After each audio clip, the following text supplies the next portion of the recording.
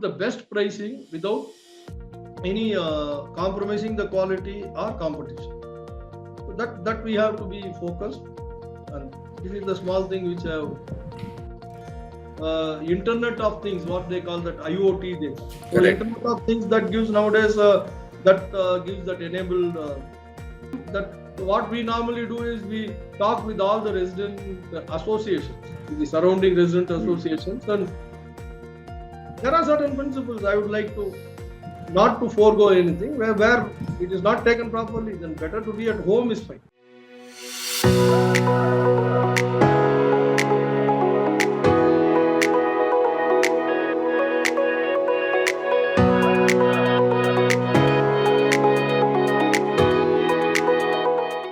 Hello everyone and welcome to another episode of FaceTime with Leaders by Directors Institute World Council of Directors.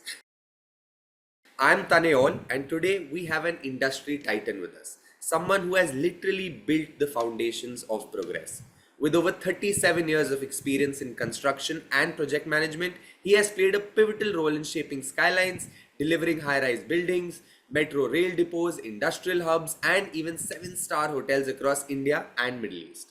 A true leader in EPC execution, safety compliance, and large-scale infrastructure projects, his expertise has redefined efficiency and innovation in the construction world. It's an absolute pleasure to welcome Mr. Srikaanth to the podcast today. Sir, thank you so much for joining us today. Good morning to everyone. I am really thankful and grateful for giving me such a good platform to express myself. Sir, with over 37 years in construction and project management, you've not just built structures, you've built legacies. From metro depots to high-rise landmarks, your journey has been nothing short of extraordinary. But sir, every great career has defining moments. The challenges that tested you, the projects that transformed you, and the lessons that shaped you as a leader. So looking back, what were those pivotal moments that truly defined your career and made you the industry leader you are today? The pivotal experience, if I say, was overseeing a senior nowadays for they call it as the assisted living or senior living development. Everywhere it is happening. So India slowly, all the kids have gone abroad, so they need to take care of the parents in a proper manner with healthcare. So it was a challenge to balance functionality, aesthetics, and the unique needs of elderly residents. So it has been a unique experience for me for the past 3 years, where I have tried to diversify into senior living development. So these projects have deepened my understanding of user-centric design. So in case the disabled seniors are for moving on the ramps, and you don't have any sharp edges or like it's a user-centric designs, and requiring innovative solutions for accessibility, for access, easy access, where some braille or their eye vision based on that, and kitchens, then safety and comfort. Working closely with the stakeholders like Columbia Asia Embassy, Columbia Asia Pacific, they are all pioneers in all over the world, and including residents, healthcare professionals. There are some hospitals, immediately they have to shift, transfer the patients on a first aid basis, and architects. So this taught me the value of empathy more than a profession. It was an empathy in leadership and the impact of well-designed spaces on quality of life. So this, I feel that for the past so many years, it has shaped my career and strengthening my ability to lead with precision, adaptability, and a commitment to excellence in every project.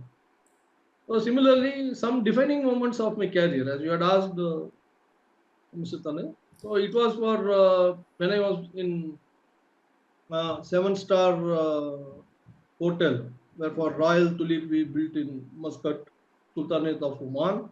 That was a very good experience there, where I could deal with international consultants and with exceptional quality and safety, high safety standards. Like in GCC Gulf region, it is known for commendable safety norms, unlike an unorganized thing in India.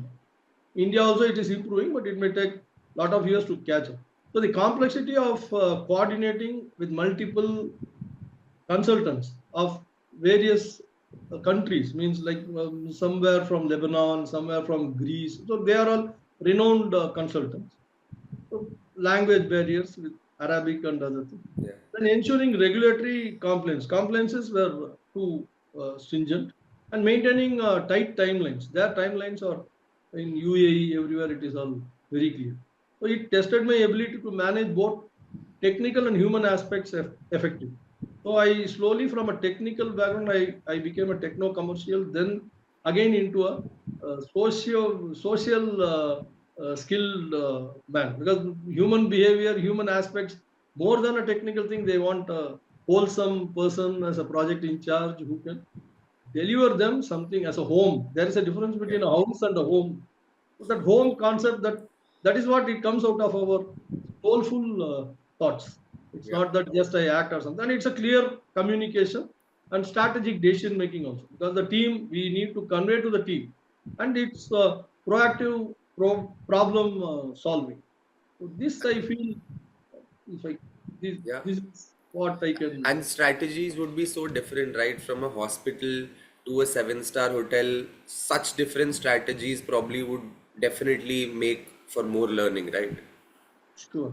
That what happens is when we go to a film, where we go to a film with different sorts of, so we, our mindset is like that. So when we Yeah. take a project, we try to accommodate ourselves to that sort of project, and we identify ourselves with that. So then Yeah. that's how, that's like a creativity, where something is in Mr. Tanai's mind, and you want your home in that fashion. So I am here to deliver that, and your parents also may like some ideas. So like that, True. combined together, that's the proactiveness what is required, more than a being a commercial or a technical. Excellent The example, sir. human touch and Yeah. soft skills which we try to develop. Excellent example. But it doesn't mean that we are subdued or we are calmed down or something. That is on the aggressive side. That is what. Correct. But this is on addressing a human nature. Yeah. Yeah. True, sir. Sir, managing large-scale EPC contracts is no small feat. It's a balancing act of procurement, vendor coordination, financial planning, and most importantly, delivering projects on time without compromising safety or quality. So, with so many moving parts, unexpected challenges, and high stakes, it takes real expertise to keep everything on track. So, given your vast experience, what have been your go to strategies for ensuring cost control and timely execution while upholding the highest safety and quality standards? Thank you. For safety, I'll just now bifurcate your questions into a high safety and the quality, and into two different. For the safety things, there are all stipulated. I think we'll be going. We can analyze the safety in that ESG. I think there is a thing. So the safety audits are there, and worker training, where it's a unorganized sector. So workers are not permanent with us. So they would have worked today here. Some other workers will. So that's a regular process of getting training. Like how our housemaid, our parents cannot accept any new change of a housemaid. So that takes one more month for a housemaid to get accustomed. So similar way, like the training schedules and training progress and stakeholder coordination. So that's again what they need. What's the product they need, means uh, for example, in as a wash basin, there are several manufacturers of a wash basin. So the stakeholder may particularly need a particular make of a wash basin. So that that needs a lot of budget friendly materials, and streamlining the workflows based on the execution requirement. So we need to source high quality materials also. So proactive planning, clear communication, and strict adherence to the standards. What our standards are stipulated based on the architects. So that also needs to be taken care of. And this comes on proactive, detailed planning and scheduling, and with the vendor management. Means there are various vendors whom we try to shortlist. So among that vendors should not vendors management, as I mentioned, is there are different factors of vendors finalization, and based on their ethics. Again, supply chain, the time schedule within the project time frame, and it is on stronger on-site coordination, which I feel. And always it's for the early negotiations with all the suppliers and contractors help us to secure. With my advantage is I have found out that that helps us to secure the best pricing without any compromising the quality or competition. So that we have to be focused, and this is the small thing which I have True, come sir. up. With so many vendors and so many options, it becomes a very important choice, right? Absolutely. Because it will lead to a lot of other things in spiral, which automatically then will be a result of the decision. Yeah, some projects were industrial projects. We had a tough time, like Chinese suppliers or Okay. Taiwanese, Okay.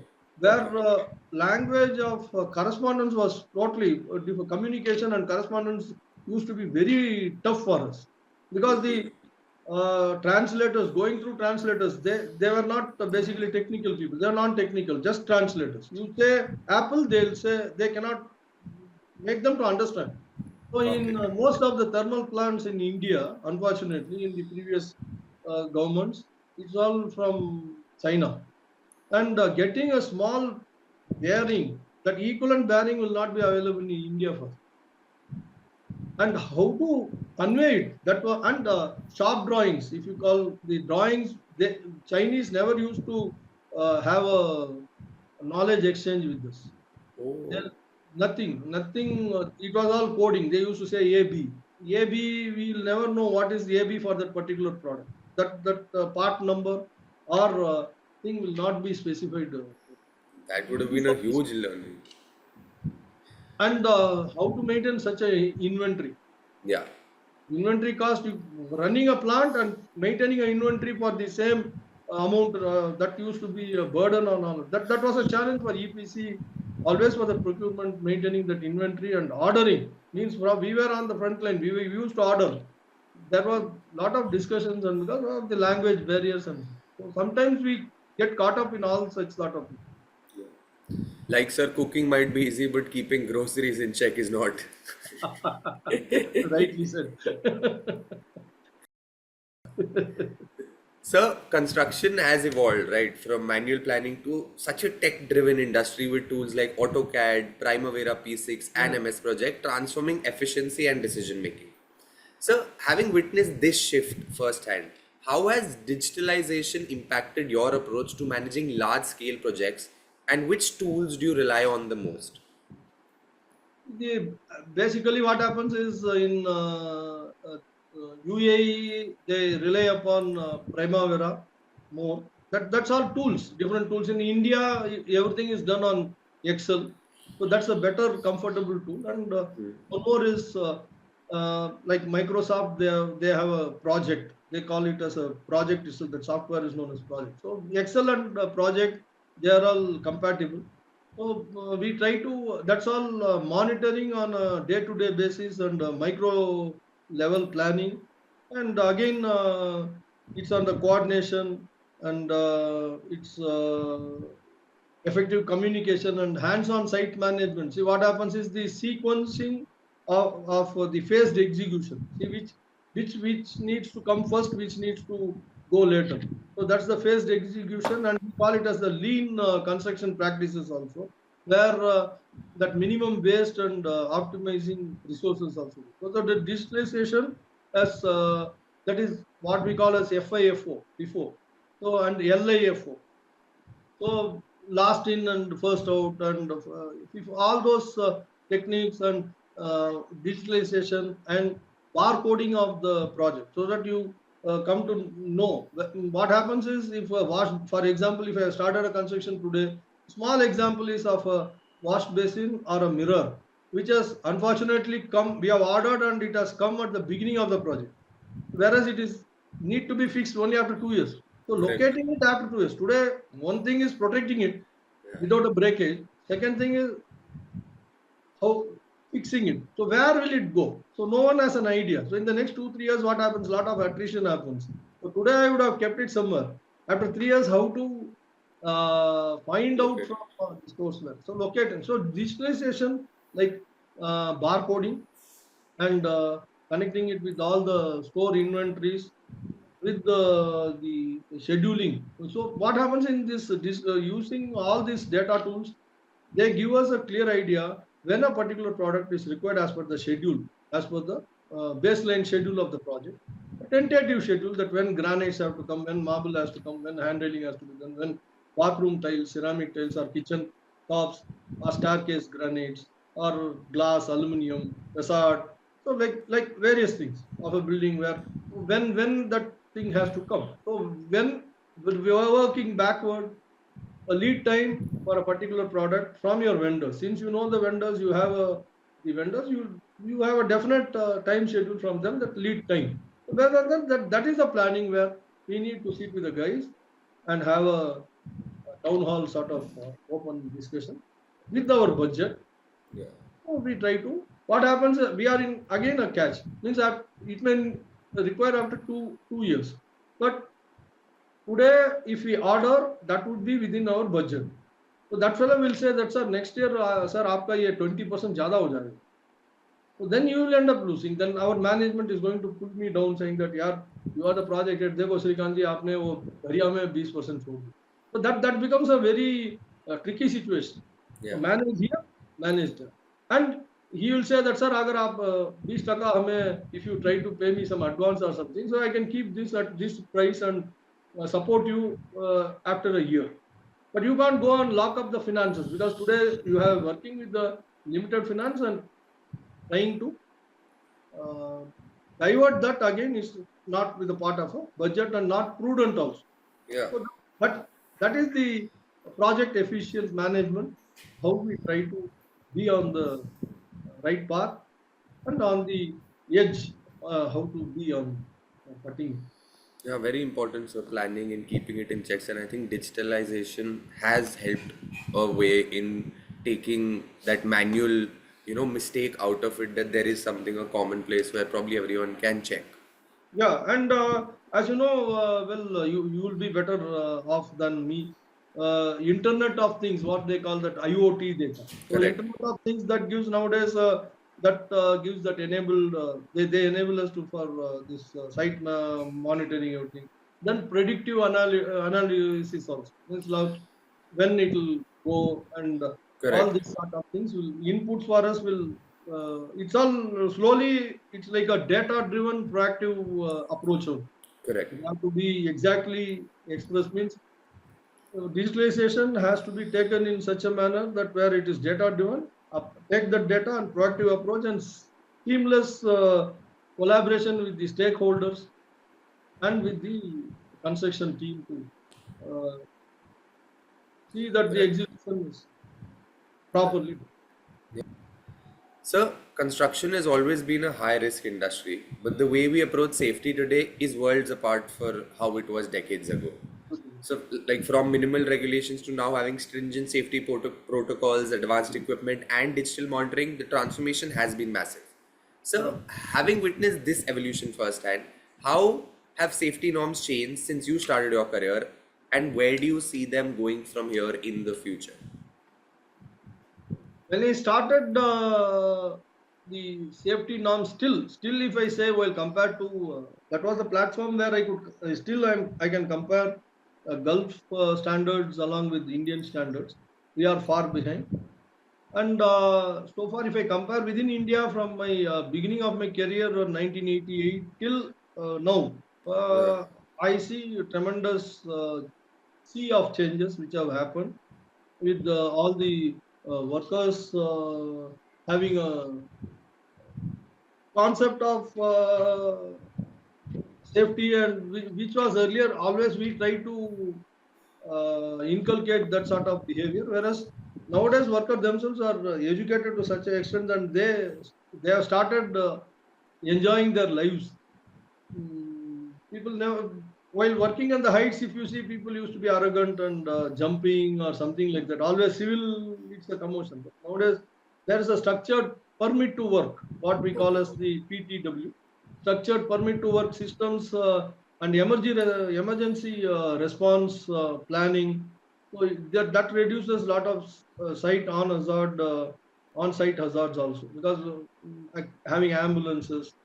and having calls and regular safety audits. That's the key thing where all to avoid all such lapses wherever we have. That's floor wise when we are going high rise buildings. So we have safety audits where all barricades are done properly, footboard, and ensure that on a every day basis all our safety officers are on risk assessments and worker trainings. So we conduct for each and every activity, we enforce that toolbox talks, mass toolbox talks, hygienic talks, and all these things are there. And apart from that, there are in this we call that global standards where we follow that ISO 14001, 14. That certain sections are there where that ISO like IS standards. It is ISO 14001 stipulates for this environmental management system. So this has revolutionized how safety is integrated into construction projects. Similarly, we have ISO 18, OSAS 18001. OSAS also it's again occupational health and safety management. Apart all these things ensure that there's a comprehensive environment, health, and safety framework. That is what we call as the EHS. Nowadays, some people call as HSC or we call as EHS. So there it mandates the usage of all PPEs, where personal protective gears and all safety belts or helmets and minimum safety shoes. And it's all there are certain protocols for which we have to. And with that, the proactive risk management. And earlier it used to be often reactive. When we say someone, "अरे वो मारने आ जाएगा," safety. So now it is proactive. मैंने ठीक है sir आप बोल रहे हो विजिल सीटी बजा रहा हूँ ठीक है साहब मैं रुकता हूँ पहले अरे तुम मारने आप नहीं नहीं यार तुम्हारी जान खतरे में है तो मत करो. So it's that sort of so with limited enforcement nowadays people they come across with they are proactive. So it's all minimal regulations which are so what happens is the safe construction practices will ensure that with all this whatever I had listed above with that stipulations will definitely ensure working and residential. Otherwise, what happens is there's dust emanation, environmental OA call means if there's a project happening in the vicinity, you have dust to be suppressed, where all the residents will start complaining. And night working, where night working, late nights, you have we try to bother their sleep. Or majorly, what happens when senior living, as I was telling you earlier, when there are aged, even our नाना नानी अगर घर पे है बगल में कोई construction करता है तो दे विल फील क्या यार ये पोते आप जाके देखो वो लोग इतना रात को साउंड करा मैं सोया ही नहीं. So like that disturbances, dust allergy, then lot of noise, sound, then some smell like where they may have welding, gas cutting or something, and that smoke gives fumes. So the inmates of the residential surrounding buildings they have ensure that take them that what we normally do is we talk with all the resident associations, the surrounding resident associations, and take them into confidence and voluntarily we say that I am the project head. Any trouble you can call. So if a retired police officer or someone is there or आपका महानगर पालिके का कोई अगर है तो गया उसको मजा लेगा अब रात को that he will ensure that the work is stopped वो stay कर लेगा. So we have to be proactive and so this is deeply embedded into a project planning from day one. I feel it cannot be speculated, it cannot be specified, but it has to be deeply engrossed in any. That's the culture. Means so when I get all the new generation people who work with me, बोलते sir आप क्या sir बुड्ढे जैसा इतना बोलते हो. बोला हाँ यार तुम्हारे घर बन रहा है अगर तुम्हारे घर के अंदर तुम इतना सोचना be in that environment. मैं कुछ नहीं बोल रहा हूँ. This will be when someone is there in your neighborhood doing this trouble to you. And you are the man with the experience, so you know probably that what call will come, what will go wrong, and safety is something like you're saying should be of utmost importance because Yes, like sir. every life Absolutely. is important. Absolutely. Because I have felt one thing, losing a life, 10 to 15 days we have great hassles. We have to run to the police stations, then that family. giving them compensation, and work is stopped, and everything we lose Yeah, severely yeah. The because whole of roadmap one, would get because of one roadblock. incident. The entire work stream is workflow is affected. True. So, after decades of building skylines and leading transformative projects, I imagine your vision for the future is just as ambitious as your past achievements. So which brings me to my next question: that what's next on your horizon? Like, are there any new challenges you're eager to take on, industries you want to impact, or perhaps a shift towards influencing decisions at the boardroom level, where expertise in governance and large-scale execution could shape the future of the industry? Like, what are your thoughts? 3 days back, you would have seen whether you would have not time. This chairman of L&T, Mr. S. N. Subramaniam, had given a statement that availability of labor and my staff are, if I have in Tamil Nadu, I think in Chennai, he had delivered a speech during that confederation of the Chamber of Commerce of Chennai. 3 days back. He has told early, he was in, you know very well, the 30 hours of working and all those things, he made everyone running around. Like that similar way, he has told that if I need a software engineer from Tamil Nadu to go and work in Delhi, refuse kar, he says bye. The same way happens for all the migrant workers, where L&T alone is in need of 4 lakhs number of workers to cater to only the projects or the infrastructure of the government project. And वो कह रहा है कि वो MNREGA MNREGA is there, no? That central government जो free, वो ये कह रहा है कि हर स्टेट में से आजकल all freebies, all the state governments are giving freebies. So none of that level they want to come to other states, migrate and then work. So from where shall I bring it? So that is one thing. So what has happened is, so my with this, I have seen, because we have been mobilizing manpower for the past so many years. So you are asking about what would you think about future and other thing. My thing is to mentoring the next generation of industry leaders. अभी आप रामैया में ही आपका जो batch में देखेंगे, no again if you just alma mater you can just ask हम civil में join होने वाला, इट वुड बी जस्ट 10%. जब आपके समय में बैच में अगर 70 Civil या was 80 huge. रहा होगा, now you will never get people to join, students to join civil. 10 या 15 या 20 मे बी दैट, क्यों वो जबरदस्ती उनका पापा कॉन्ट्रैक्टर रहे होंगे पीडब्ल्यूडी का, so in order to keep that legacy going on Correct. और Yeah. Something, forcibly that fellows are answered. But so I want to mentor. What happens is, today there is a demand, supply, there's a gap, and for all the housing, you see everywhere. There is a demand for housing because banks, everyone are able to afford for loans, and हमारा अपना घर चाहिए, कुछ तो छोटा हो या बड़ा हो. Everyone has that dream. So what happens now? I can be effective in mentoring the next generation of industry leaders. That because for the next 10-15 years, I can try to mentor and be with them, sharing my insights Yeah. on cost control, safety, quality management, and to develop professionals. Really, no, it's really a need that we need professionals who can uphold and advance the industry standards. Because see, our ability, capability to spend money on the home also, we have a budget. It's not that I can go beyond something and build a Taj Mahal or something. That's True. something, yeah, it would look good. It will look a 5-star, 7-star. But how to deliver, Mr. Tanay, a 5-star home at the cost of a normal cost? That should be my look. So that then you will be also happy saying that, "Arre, chale yaar, ye, something we are doing of good thing with this." Then boardroom level. Why I thought of this directors institute again is, somewhere I get a chance, because I alone cannot make a change or something, but somewhere I can just be of use, and some even 10 people get mentored by me, and where at the boardroom level I can contribute. So that was my, with my expertise, if it is truly found.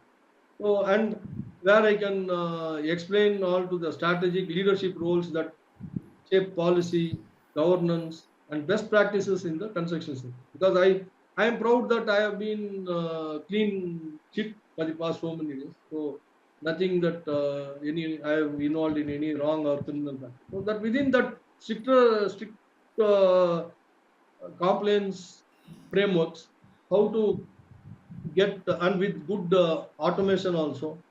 So how we can try to with time safety monitored and with worker safety, how digitalization you are just asking for, which where we can go in for some data driven, highly automated where we can think and easily use all the tools for proper planning, micro level planning and micro level resources requirements. And then I think from we should be, and I am passionate on expressing how I can do this. I think with this, we'll be, I can pave the way, contribute to the future of urban development. I think it's a small thing, 100%. but I think I can contribute. 100%, sir, and there is only so much you can gain from going to college, but like from experienced leaders like you, I think the practicality is something that can never be put in a book. That is something Perfect. that only a true leader who's been there, done Barabar. that, can transfer that information. Yeah, that's really forever. Sir, the construction industry isn't just about building structures anymore, right? It's about building sustainability responsibly and with a long term vision. ESG principles are no longer optional, they're Yeah. reshaping the way businesses operate. So, sir, with your vast experience in large scale projects, how do you think construction firms can truly embed ESG strategies into their business models, not just for compliance, but for long term success and industry leadership?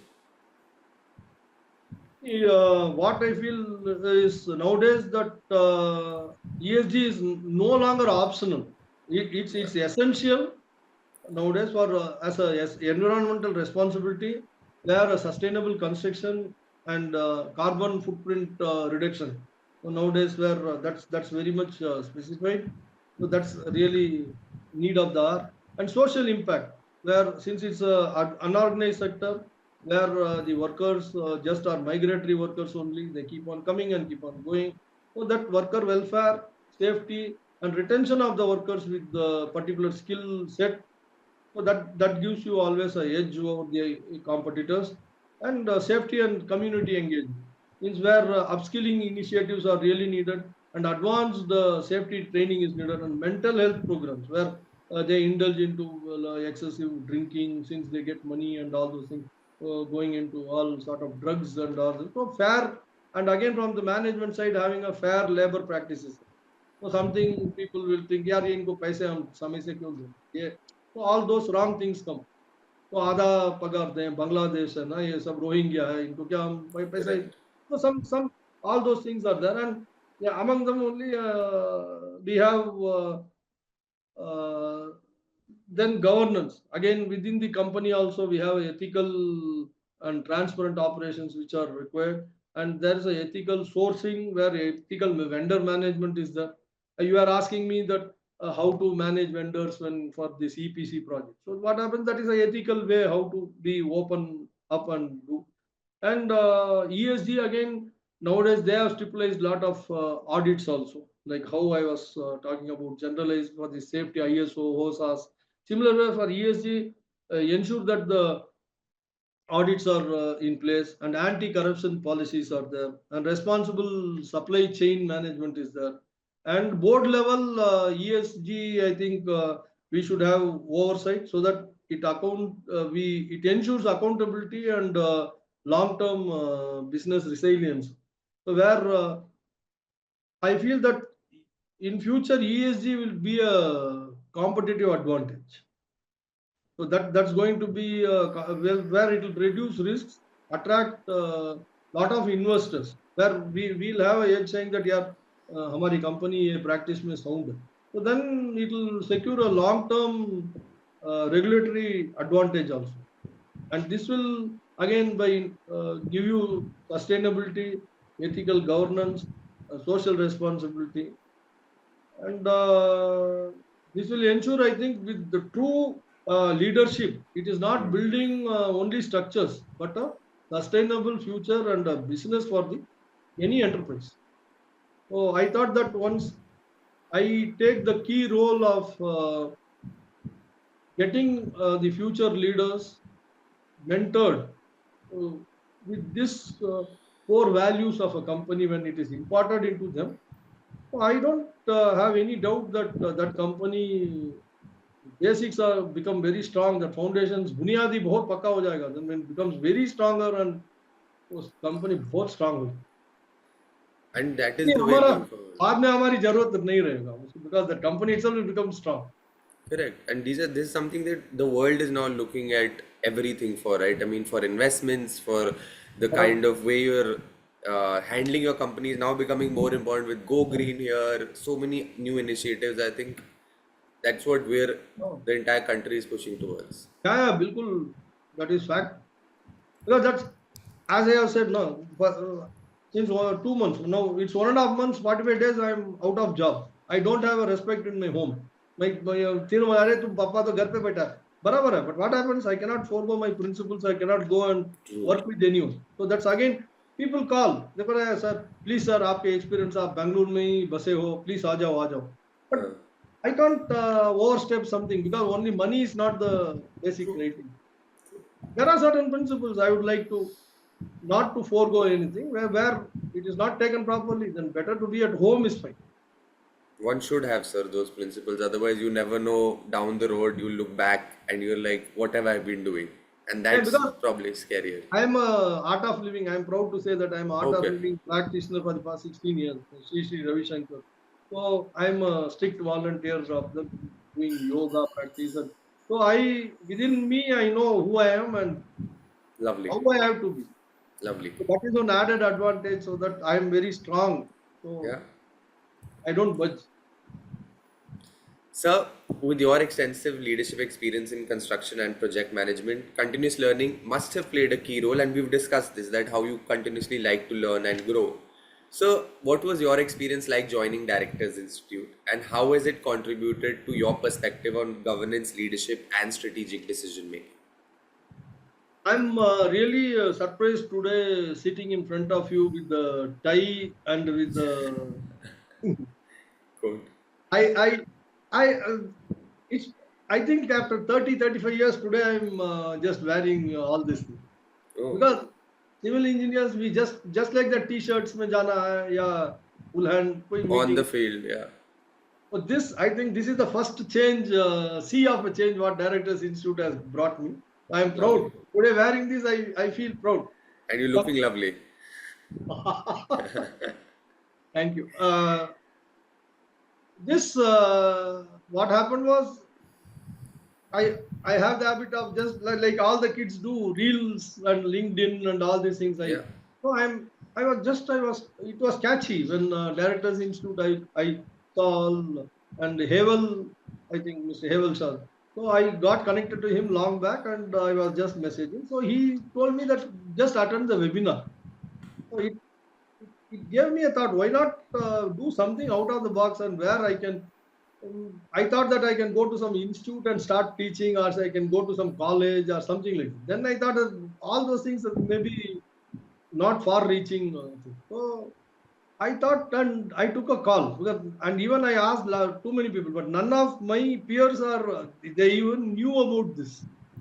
So I always it is a urge in me that I should do something different, something. So now I think I am at the right platform. Hmm. So definitely this is going to elevate my leadership further, and because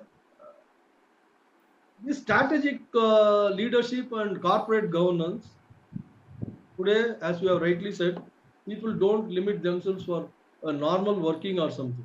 So the management needs even the promoters or whomever you call the stakeholders, they need something a value addition. They need Yeah. a value addition from a person. If I'm an independent director, well, they'll think that what he can bring with him, whether he can bring business or he उनका अगर 10 minister पहचान के हैं तो वो minister से काम दिलाएगा. That's a question. No, how? So, but I can tell anyone proudly that my sound technical expertise with my principles, with how to guide the future leaders. and how to make a team ready for you, and how to make the core values of your company very strong. With the principle of Directors Institute, I am really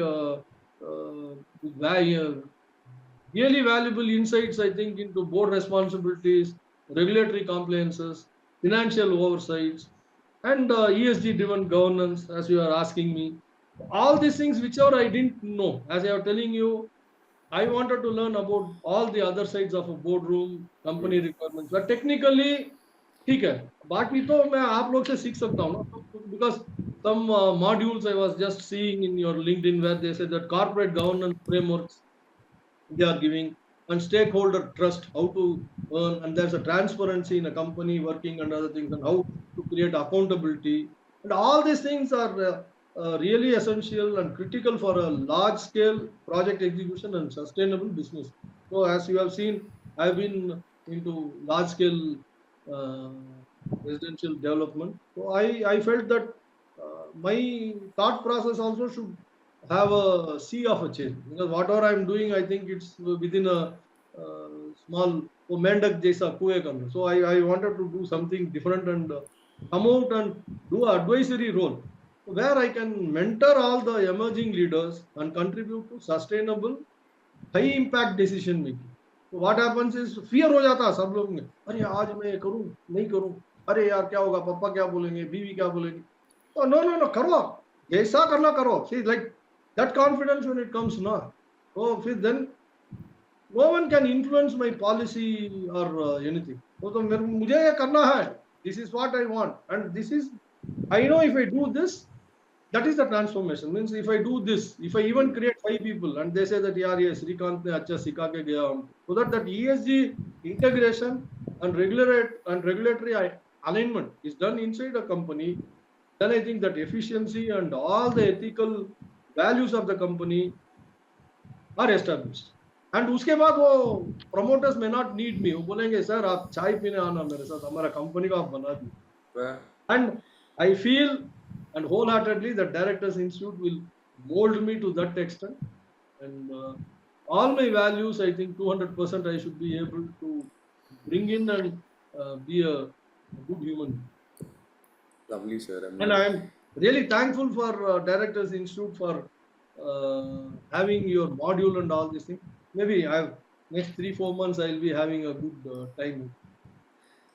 Thank you so much for those kind words, sir. And truly, your stories, your want to learn more is so inspiring, sir. It's been a privilege to hear about your journey, the lessons you've learned, the impact you've had, the insights about leadership, governance, and future of sustainable infrastructure. So it's been a lovely session today, sir.